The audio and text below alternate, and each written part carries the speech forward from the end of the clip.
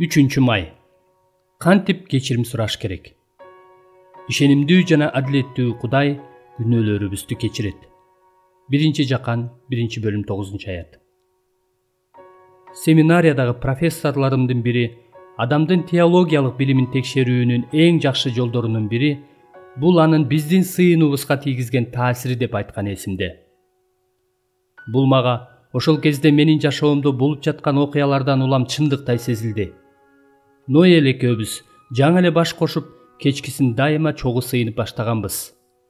Менин теологиялык билимимди тереңдеткенге жардам берип жаткан ыйык жазуу боюнча курстарда менин сыйынууларым кескин өзгөрүлүп жатканын байкадым. Мүмкүн ошол күндөрдөгү эң чоң өзгөрүү бул мен Кудайдын алдында анын даңкына ылайык өз оюмду негиздегенге үйрөнүп баштаганым. Сыйынууларымды ысымың ыйыкталсын деп баштап, Исанын ысымы менен бүтүргөнүм, Кудайдын ысымынын даңкы менин бардык сыйынууларымдын максаты жана негизи экендигин билдирчү. Кечирим сурап сыйынганда Кудайдын ырайымдуулугуна гана таянбастан, уулунун тил алчаактыгынын негизинде берилген адилеттүүлүккө да таянышыбыз керек экендигин түшүндүм. Бул чындык менин жашоомду күчкө толтурду. Ишенимдүү жана адилеттүү Кудай күнөөлөрүбүздү кечирет. 1-Жакан 1-бөлүм 9-аят.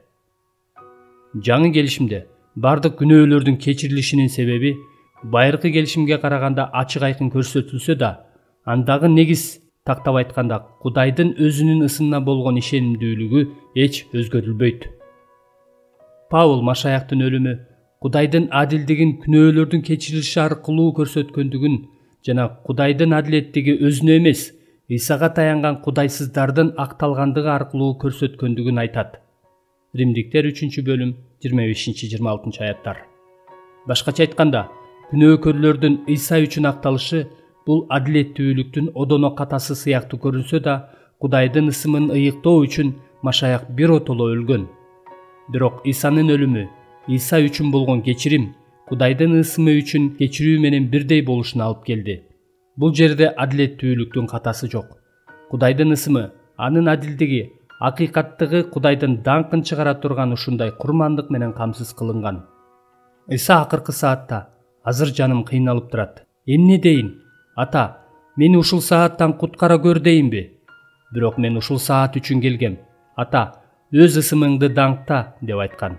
Жакан жазган жакшы кабар 12-бөлүм 27-28 аяттар. Ал Исага ишенген адамдарга адилеттүү жана актоочу катары таанылышы үчүн дал ушундай кылды.